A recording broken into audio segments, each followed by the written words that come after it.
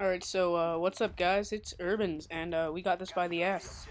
So today I actually had a few other topics, and I also want to go over commentary tips a bit more, because felt after I did the commentary there's a few other things I could touch up on.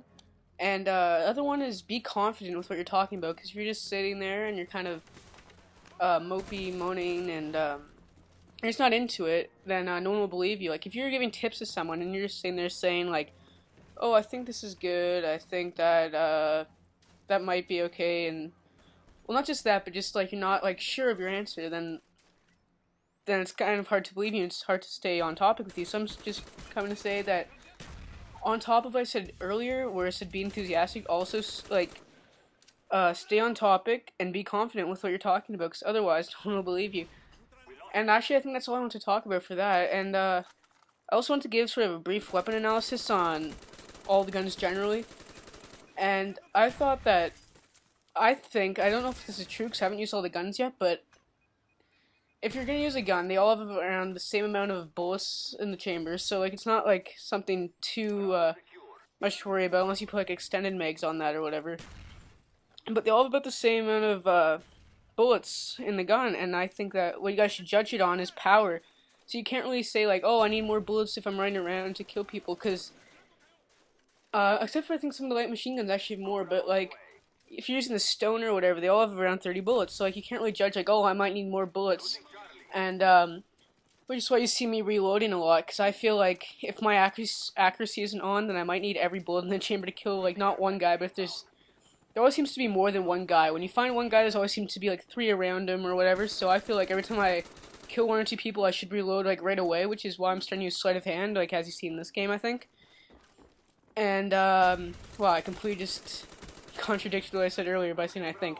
But, so yeah, that's why I'm using sleight of hand. So, like, you guys, I think you should all, besides using, like, hardened or whatever, I think you should also use sleight of hand, because, like, those bullets, believe it or not, or I'm sure you guys have figured it out too, but, like, they run out quickly. Like, even if, like, you kill a guy, I think you may have another bullet, or a few bullets left, but when you start shooting, they're already gone, and then you get frustrated because you get like 5 hit markers on one guy and then your bullets are already done. So I know it's not a good thing. In the previous Call of Duties, it's always like you shouldn't reload constantly, because then it's stupid and you always get killed.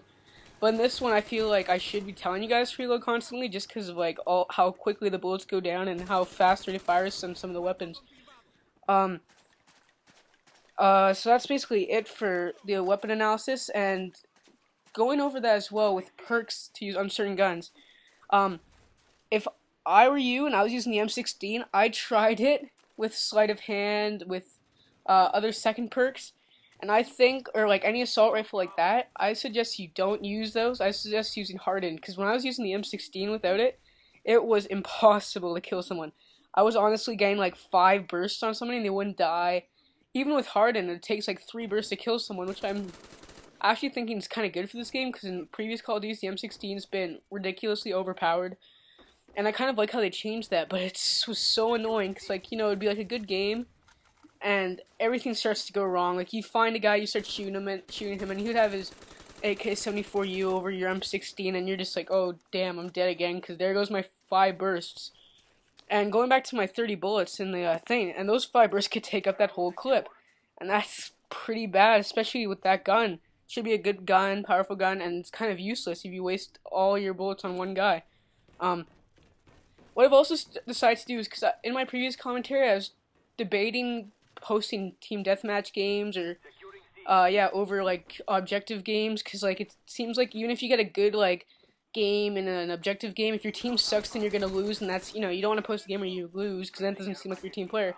So I decided to do team deathmatch games, and I thought, oh well, why would I just do team deathmatch games? What if I just played a variety of game types, and if I get a good game in any of them, then I can post it. So that gives you guys like variety, like, and I can give you tips on each of the different game types, for the guns that you use for them, and just generally how to play with those game types.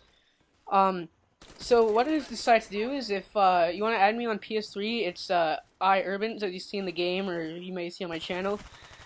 And if you want to add me, then we can play online, and we can do whatever games you guys want, and different things like that, which could also, like, give me into different moves on different playing styles, see how you guys play, see how you guys want me to play. And that can just give, like, me more games to post, you know, and then you guys can see how I play in real games, like, constantly and hopefully consistently. And that could be good, you know, because I can get more games, more variety of game types up there. Guys, so what else I want to talk about was going on about attachments. So, like, different types of attachments could, like, affect the way you play your game. Like, if you're using dual mags, which I think is a great attachment, I've been using it on a lot of my guns. And I think dual mags is a good attachment just because it allows the player, it seems like it's kind of like sleight of hand, if you ask me. Like, the first reload, like, the way that you pull it out, you just seems to pop it back in real quick, which is really useful, because if you have sleight of hand on that, that's like double the quickness of a normal reload. And I think that's very useful. You know, you get extra bullets too, and it's just a great idea, like, to put on the majority of your weapons. On the equipment basis, my favorite one would be claymores. Like, I think in this game they're good, especially because this game I feel like you have to, like, not camp, but like you have to play more defensive, because it seems like the spawns are still a little bit crazy with the coming up behind you and stuff. So I think you should have a claymore. So if you're gonna own one area, you can place it close to you, because you can't watch every area at once. And I seem like there's a lot of, like, windows or whatever in certain areas, openings for people to shoot at you. So if you have a claymore behind you or whatever, then I think you'll be okay. And in previous Call of Duty, I've not been supporting of camping, or I've always been a rusher, especially with, like, a sniper rifle and stuff. But this game, I've kind of changed my ways. I've adapted to some of the spawns and some of the stuff that's happened in this game. And other attachments you can use, I was just sort of going off topic there with my talking about claymores and, like, my favorite equipments. I think going back to attachments, extended mags, anything that can give you extra bullets to help you get more kills is a great attachment. Like, those scopes and stuff are good, like the extra long scopes, but I wouldn't suggest them unless for a dot sight, because that's a good one. It's quick and fast. But if you're going to use, like, a submachine gun, which is generally for close range, why would you put, like, an ACOG or whatever scope on your gun? It just makes no sense. You're never really going to be long range. And if you are at long range, it's good that you can kill the guy. But if you're into a close range, which is submachine gun is generally used for, you're kind of screwed. Now, that was just sort of an obvious one, I thought, and I see people use it a lot, and I'm just kind of questioning, like, why would they put that on a gun, like a big sniper scope on a little submachine gun? Or, like, any of those, I don't know what it's called in this game, but I'm just going to call it FMJ, or, like, full metal jacket on your bullets is also useful. Whatever can get your guy to kill the other team quicker, more bullets, and whatever can help your accuracy, is a good thing to put on your weapon. So that's just sort of like an overview on attachments and stuff that you should use that can, and just like the obvious ones that, so you don't try, like obviously try and challenge yourself with guns, but don't make it so ridiculous that it's like useless and stupid. You're gonna want, like, people to watch your videos and stuff, but you don't want to, like, constantly be, like, ruining your game. And oh, and that was kind of a big fail there. Can't believe I didn't kill that guy. But, like, you don't want to just constantly be, like, ruining your kill death ratio, which I don't think is that important, but, like, if you do, then don't try stupid stuff like that. I just want to, since there's only, like, a minute left, actually not even, there's, like, 10 seconds left, so I guess I couldn't talk about, like, my favorite guns are and everything, but for the next commentary, guys, I promise. So, that's it for this game, and I'll see you next time.